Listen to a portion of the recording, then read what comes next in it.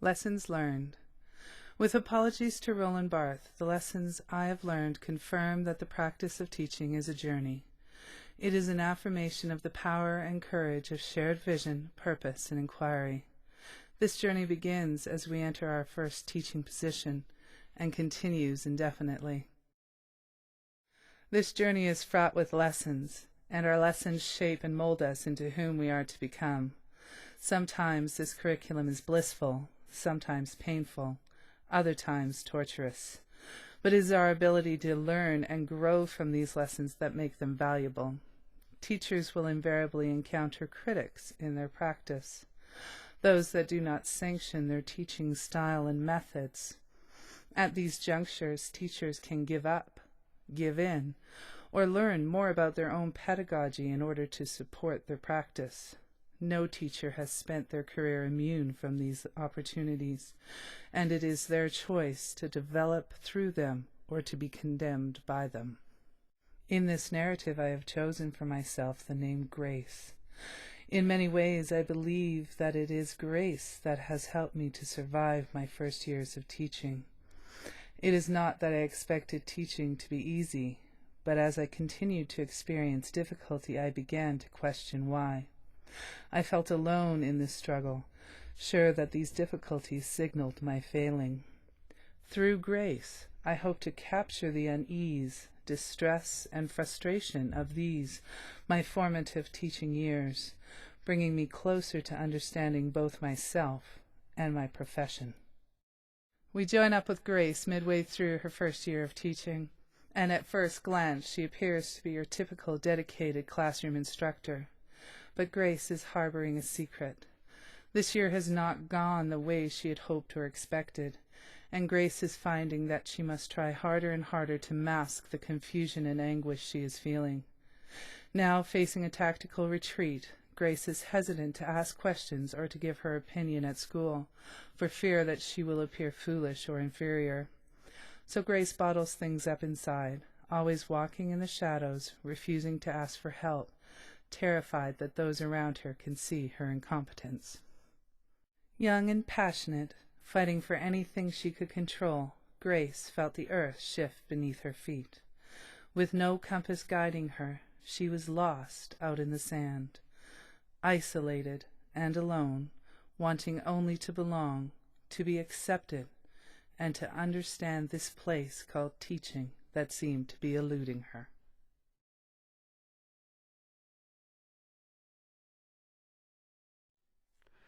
Listening to and valuing children's voices underscores a commitment by adults to respect and honor children as full persons and endowed with rights and complete humanness.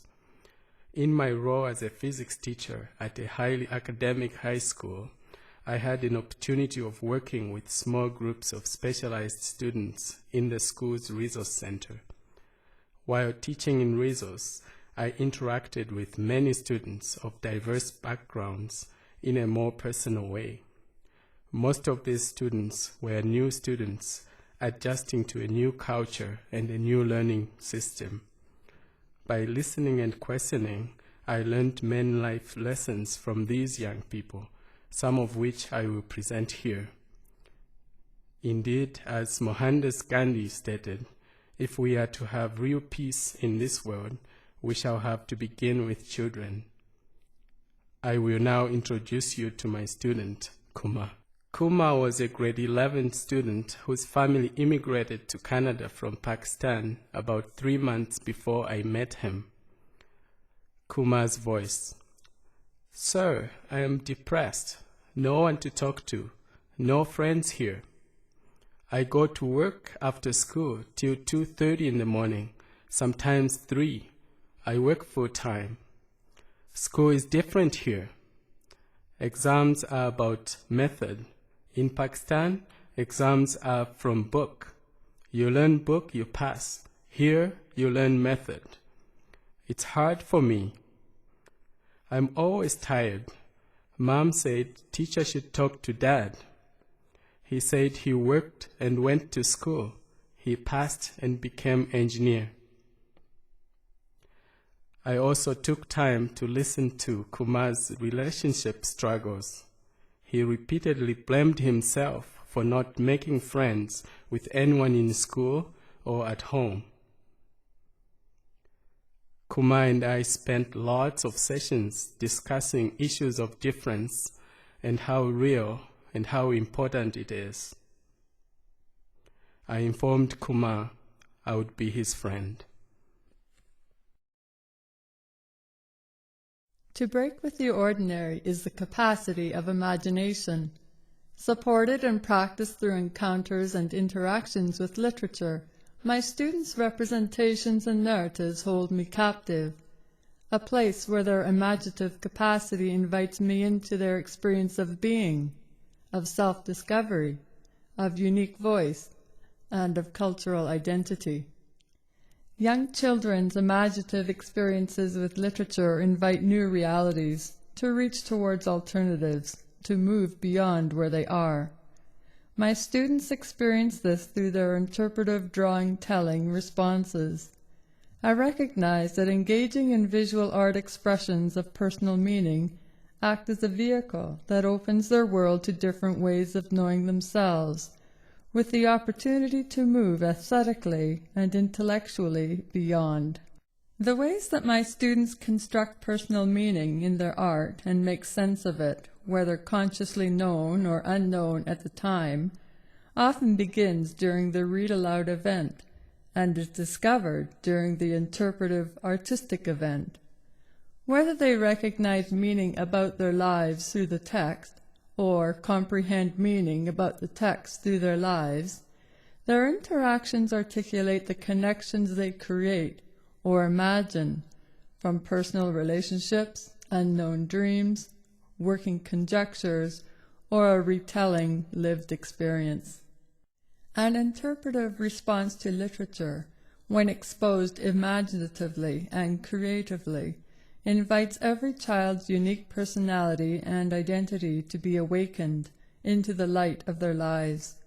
When created and crafted with care, young children experience literature bodily, changed by the interaction and their responses to it. Young children's experiences of an embodied literacy responds to a reconceptualization of literacy curriculum, a location where the young can grow and live well with literature, transforming their artistic responses and experiences of selfhood and identity into a lifelong voice to be heard. The Teacher's Way for Teddy Oakey. On the edge of morning, a heron stands still in the slough near the dike where I walk daily. Gulls hang in the sky. A sea lion rests with the river. An eagle watches from the tallest alder. The whole world lingers. This is the teacher's way. I too wait and watch, my image upside down in the smooth river, all the world topsy-turvy, but still in balance, learning to be still, even in a vertiginous world. This is the teacher's way. I meet an old woman who asks, "Can you tell me where to find the slough with chocolate lilies? They only flower in April," she says. "I have never seen chocolate lilies," I confess. "I look for them." I am glad she invited me to look. This is the teacher's way. On the edge of the day, I dance and laugh all the ducks in the slough in the air. Our wild line scribbling writes the earth, writes us in the prepositions which connect all the parts of the sentence. This is the teacher's way. Spring light fills the aspens, alders, apples, along the dike where I loiter, the world conjured in ancient stories, a space for play where the past is remembered, for wisdom in the present, and hope for the future, knowing always the possibilities of verbs. This is the teacher's way.